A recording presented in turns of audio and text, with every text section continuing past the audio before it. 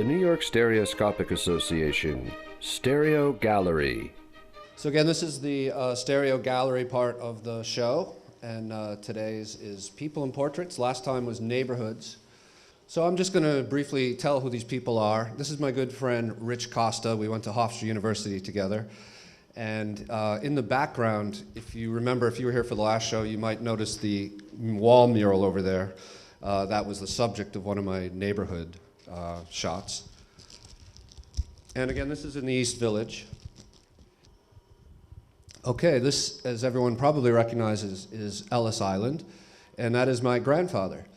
And you might think we went back to look at some old family history or something, but none of my family on either side, or even my stepfather's side, came through Ellis Island, so we were just there as tourists. This is probably a dying breed, unless we can change de Blasio's mind, but this is a handsome cab driver last winter on Central Park South. You can see some of the snow. It was actually snowing when I shot it. Anyone who watches TV news probably knows this is Lonnie Quinn, meteorologist from Channel 2. Happened to catch him over on the pier right by the Intrepid. This was the day they were covering the shuttle Enterprise being raised up to the deck. So I was there shooting it in 3D, and he was. And what year was that? This was, I think, 2 years ago. Oh. Yeah. Yeah, it was relatively recently. Okay, this is Occupy Wall Street. And yep, went down to Zuccotti Park. The funniest thing is, as everyone knows who takes 3D pictures, the 3D camera always attracts a lot of attention. So it was kind of interesting that these guys and the cops who were on the other side of them all clustered around and asked me what was going on with the camera. We were all very nice and very interested. This is on top of Rockefeller Center, top of the rock. This is my aunt and uncle, a couple of years ago as well. And yeah, I just thought it was a nice view where you can see all the way down New Jersey and the river. All right, this is my last one. This is a good friend of mine, another friend from Hofstra, Matthew Gewirtz. He's a rabbi. He's often on CNN on religious topics.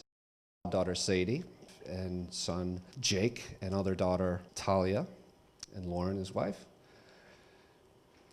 Nice, happy family, and this was in Maplewood, New Jersey.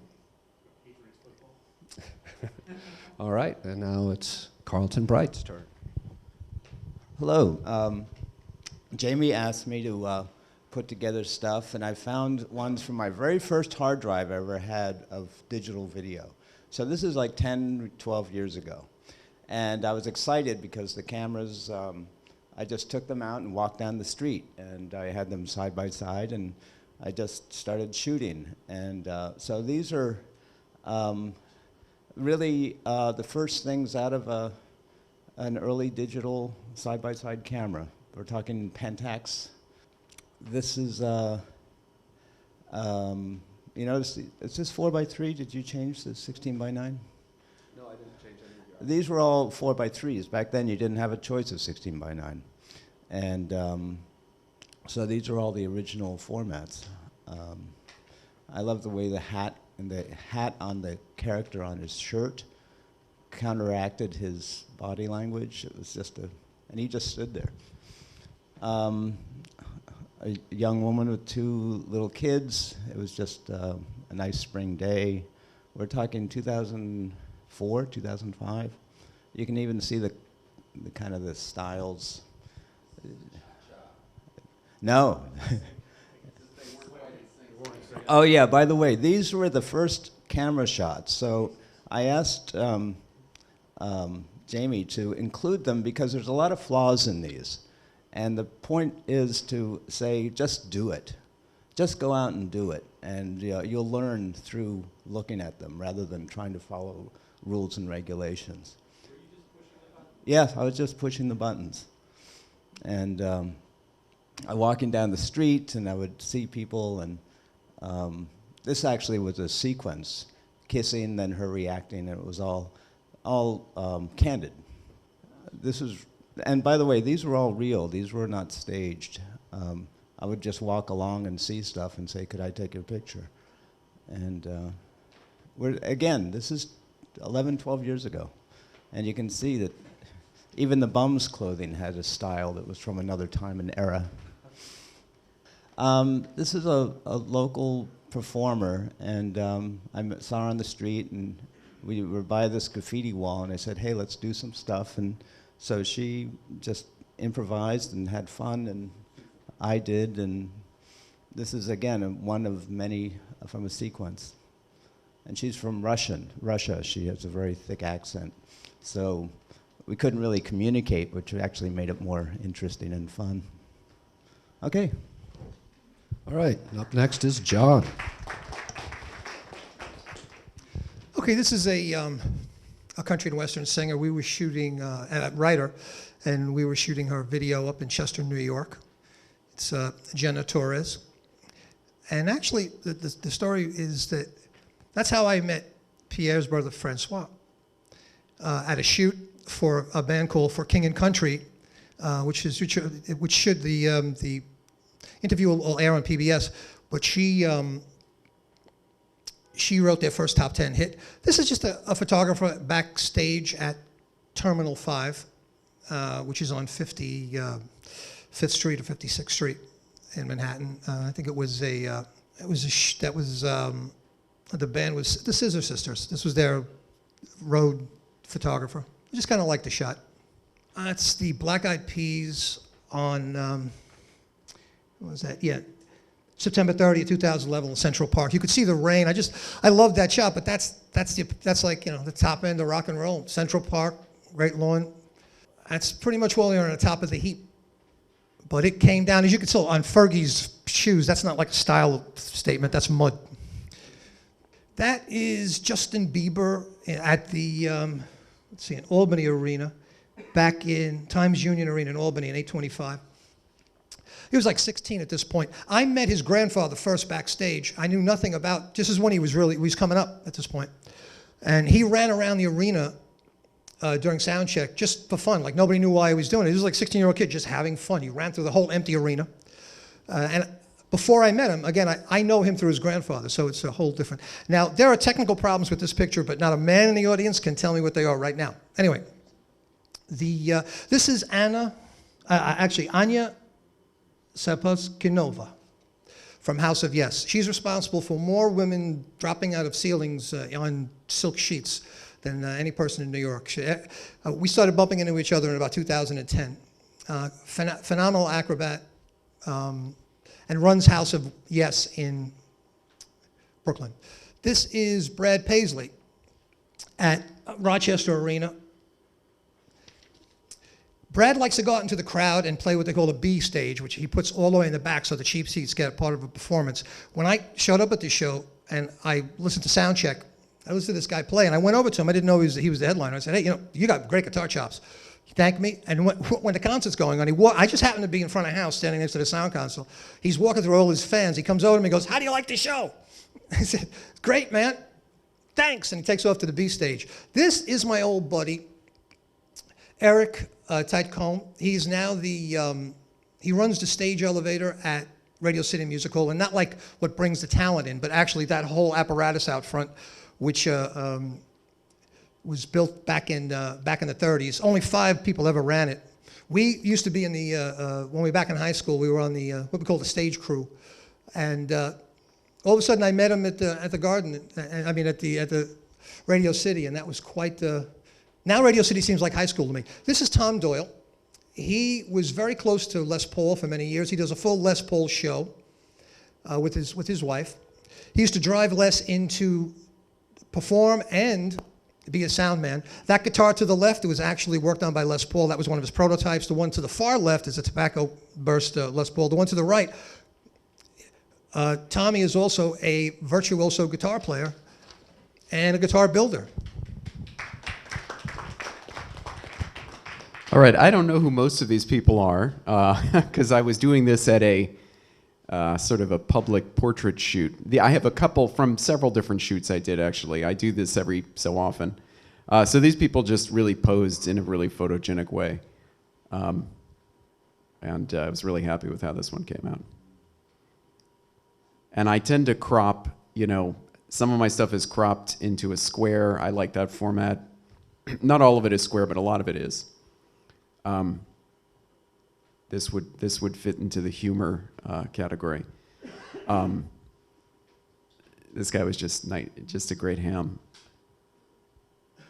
And as a rule, I tend to go for black and white. I mean, like Jerry, I'm a big fan of the anaglyph format, and so I take color digital pictures, but I generally output them as black and white anaglyphs.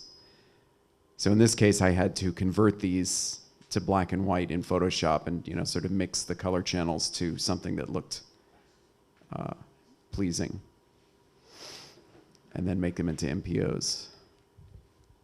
This is one of my first portrait shoots, and this guy just had like an amazing geometry to his head and hair. And he's still using this picture as his Facebook avatar. So I guess he liked it.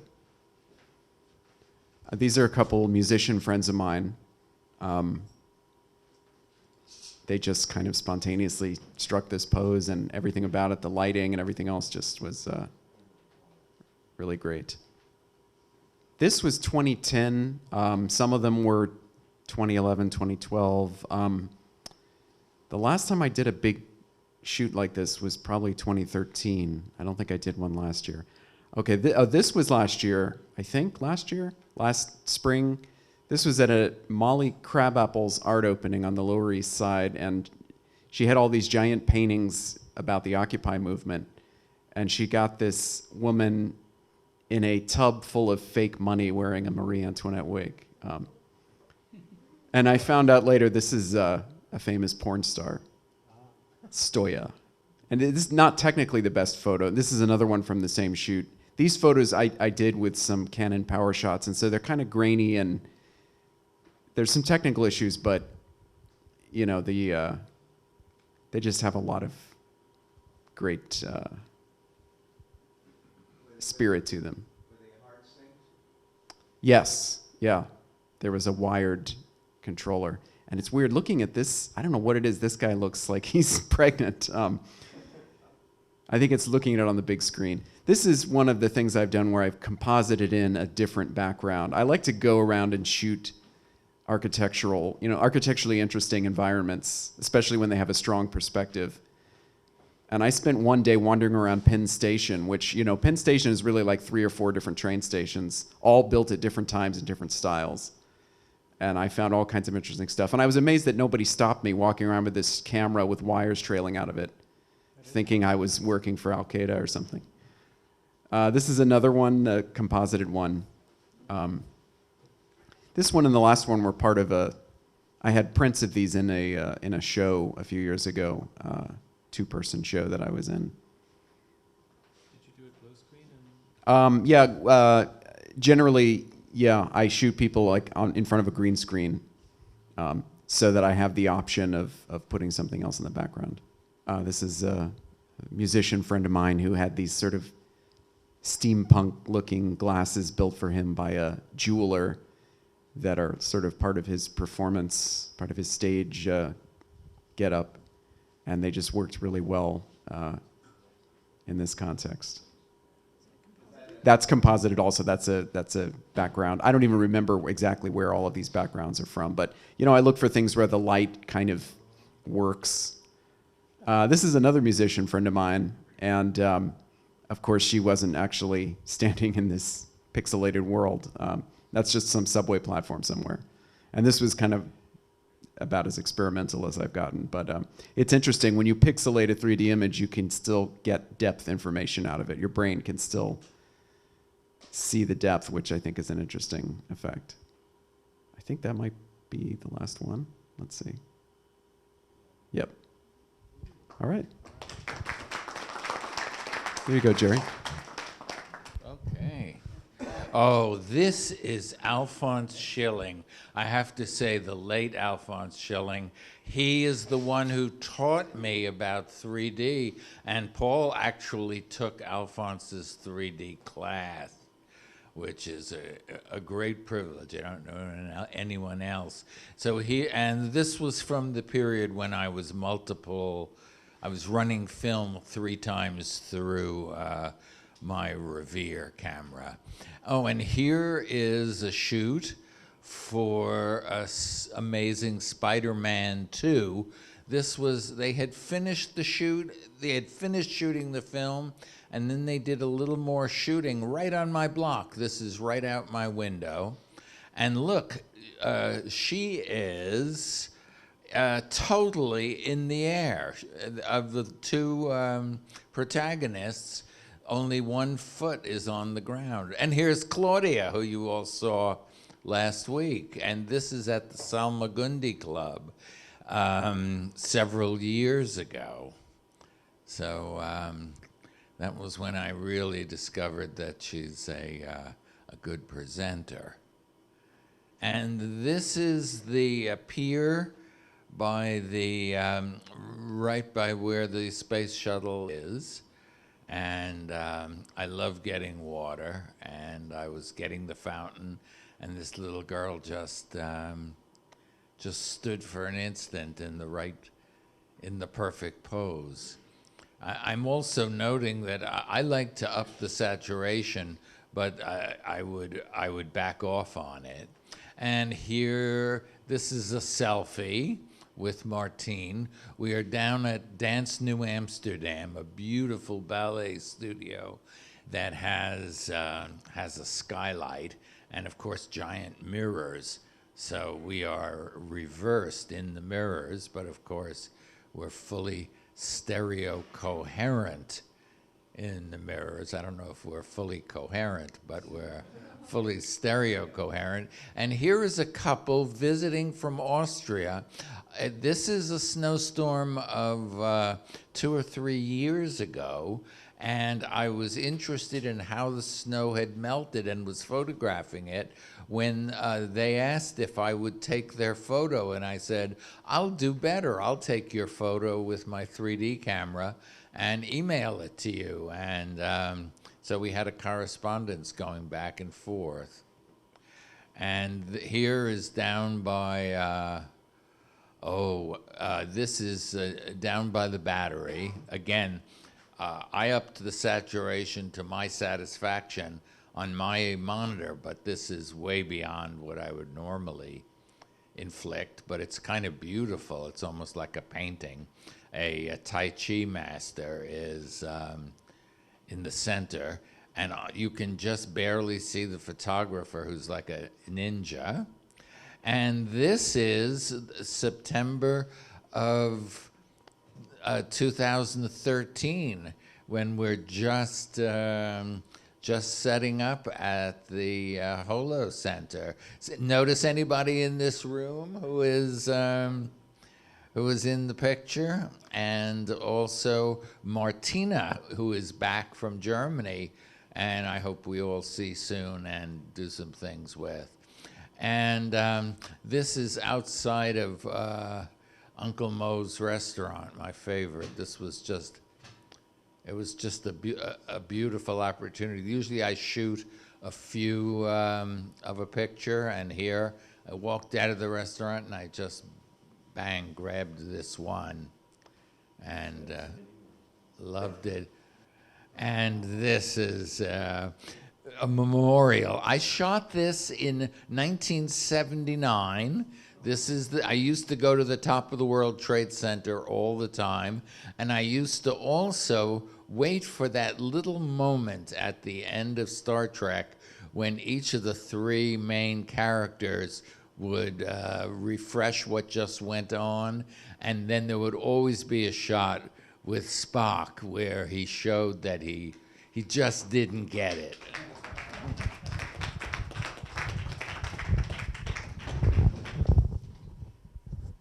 Hi, this is Ray Zone, the famous Ray Zone, and this was a picture taken with an iPhone. A friend of mine took this and sent it to me. In fact, only about, I don't even know if half of the pictures you're going to see are ones I took, but you'll notice that he has got his eyes closed in the right view and open in the left view. He loved to do things like that. So that's just an iPhone. That's my father. This is a 3D picture I took of my father. This would have been in either the late 50s or the early 60s. So I had a cheap 2 1/4 camera, and this is a cha-cha. And you can't, if you could see the time on the clock, you could see there's about 20 seconds difference between the two exposures. But this looks amazingly good to me on the big screen. I'm thrilled that this stuff is here because didn't know what I was doing. There I am in my room over the garage in 1970 something probably. That's my 8mm sound, 8mm projector, which I still have and still works after all these decades. I'm not sure if this was taken with, it was probably taken with that same camera, my $13 Ryko Flex. Okay, this is a Cha-Cha, that's my wife, Kathy, in the Berkshires outside of the farmhouse she was renting while she was working on a project in the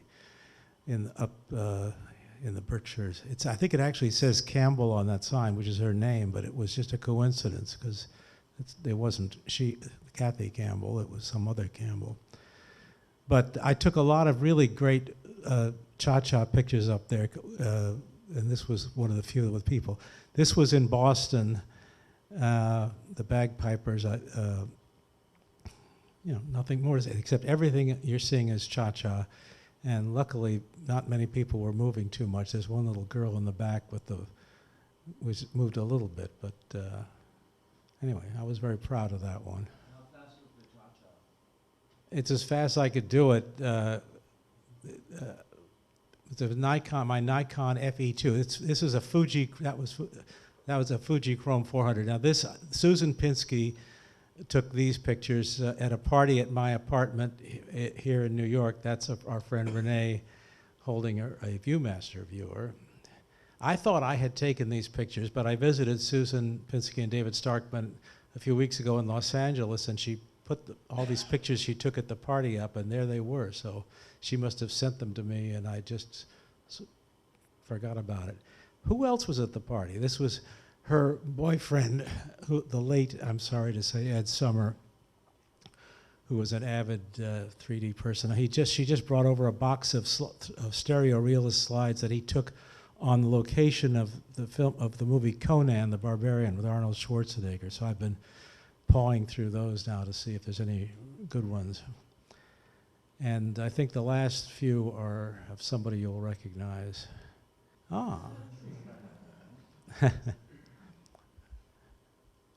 Susan showed me the camera that she took these with, and I think it was two Olympus separate 35mm cameras mounted on a little bar, one right side up and the other one upside down.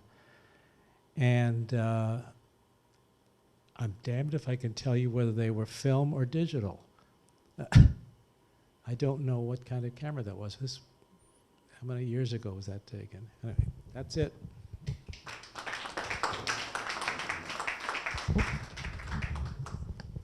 This is a friend of mine, Rosa, in Portugal, one of my earliest portraits. It's all cha-cha-chas where I shoot for lenticular, so it's multiple sequence. And I would pick like 2 frames out of the sequence. And this was back in, I think, 2007. And back then I was only shooting like 6 views. So the views were actually quite far apart. And this is another Portuguese friend, Luis Hipólito. He's an actor and another close friend from Portugal. Went to school with my wife. Here I took like 12 views instead of 6. I expanded. It's also in a beautiful park. This is another friend, Claudia, from Portugal, who's in the same park called Estrela, Jardim de Estrela, in the heart of Lisbon. It has very beautiful plants and flowers. And these are much later, like 2009 or 10 maybe. And my wife. This is a very beautiful place called Montserrat, where it's at a palace, basically. It's kind of a Moorish design, and it's surrounded by huge gardens. And she found these flowers and stuck them in her earrings, and those are real flowers. And again, it's a cha-cha. Her eyes move just a little bit. so they're a little different. And again, in the same place with the same palace and garden behind her. And everything gets these licas on all the stones there. It's a very moist climate in that part of Portugal. It's in the a slightly mountainous region, and this is the place where there are all these like hidden tunnels underground that were built by the Freemasons. And this is the one. This is a Fuji picture of my son in the grass. It had to be adjusted because when you shoot this close, it tends to need a lot of adjustment. And this is my version of American Gothic. My wife has a community garden in Two Coves Community Garden in Queens, over by the water, and she goes like 20 minutes each way to get there so that she can do a little bit of gardening and be with nature, and we go there a lot of times with her and hang out. You can see the nice graffiti backgrounds. And this is an artist friend, George Gronert, who does these light sculptures, and every now and then he hires me to photograph his light sculptures, and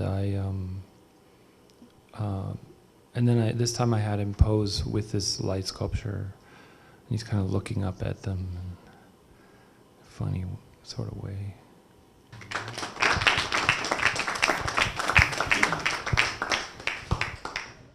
Now, wasn't that great? Where else would you see something like that except the New York Stereoscopic Association meeting here at Penumbra? And the beauty of that is, as you notice, some of the things they were explaining, the artists were explaining, oh, that wasn't perfect, or the camera was off a little bit. It opens up a whole new world to explore artistically. It's not like it's a mistake, but you go, wow, how can I use that artistically for another way? So there's a whole, that's the beauty of bringing these various talents together. That's quite fun. Join us here next time for another episode of Stereo Gallery, presented by the New York Stereoscopic Association.